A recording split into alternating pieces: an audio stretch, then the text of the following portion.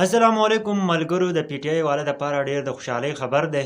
نن چې دی نو شهریار افریدي رها شو او بل طرف ته چې دی نو د عمران خان وکیل شیر افضل د کله چې پولیسان د شهریار افریدي مخې ته راشي نو د عمران خان وکیل شیر افضل څه کړي ویډیو را سره مکمل وګورئ او بل طرف ته که تاسو سوچ وکړئ نګران حکومت راغلی دی نو پټرول هر څه ډېر زیات ګران شوي دي. ویډیو را سره مکمل وګورئ ملګرو او بیا پې موږ یو څو خبرې کوو او تاسو په کمنټ کې خپل رای هم راکئ ځکه چې نن سبا ډېره زیاته ګراني ده د غریب په هر ځای کې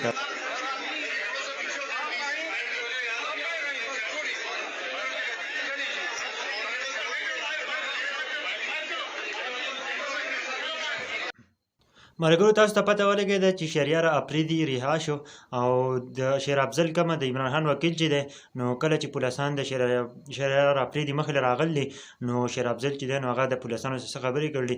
دا ویډیو تاسو په نورو په نیوزونو باندې هم کتلی شئ چې شهریار افریدي رها شو. ملګرو خو کابل طرف ته تاسو سوچ وکئ نو زموږ د غریب عوام ډېر زیات تباه دی. پټرول یو کې ډېر زیات ګران شوي دي. تاسو ته ښکاري په دې سکرین باندې چې ډېر زیاتی پکې راغی ملګرو. نو دا غریبان به څه کوي مالدار به هر څه وکړي هغه به په 1000 روپۍ په 2000 روپۍ باندې به هم لیټر راواچي لیکن غریب به څه کوي ملګرو. نن ډېر زیات زیاتی روان دي زموږ سره خاص کر زموږ د پښتنو سره. دا اوس څه حالات دي په پاکستان کې نګران وزیر اعظم راغلی دی او نور شهباز شریف دلې ماشاءالله هغه تښتېدلي لندن ته به ځي او موږ غریب عوام چې شي هغه چمړه ویسته ملګرو. نو په پاکستان کې ژوند تېرول ډېر زیات ګران شو ملګرو. که تاسو ته پته وي نو ډېر زیات ګراني دي. اوس نګران حکومت راغلی پته نه وي چې دا به څو میاشتې ملګرو. د ویډیو مکمله که ختم وکړو که تاسو وګورئ د پی ټی آی والا لپاره ډېره د خوشخبرۍ خبره ده ځکه چې شهریار افریدي رها شو. ډېر زیات زیاتی روان دی ځکه چې په مخه 7 8 او 10 کاله پیره ته جیل کې که نه دا خو ډېر زیاتی دی ملګرو. لیکن زموږ پاکستان کې نه قانون شهیس هم نشته. د چا خبره د غریب دپاره یو شان قانون د مالدار دپاره یو شان قانون.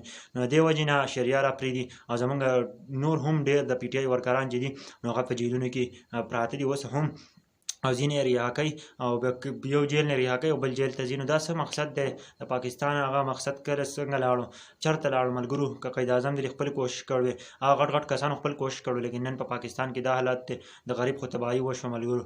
نو ویډیو کتلو ډېره مهرباني چې چېرته اوسئ ژوندي اوسئ ملګرو. په نیکسټ ویډیو کې میلاویږو. د الله په امان.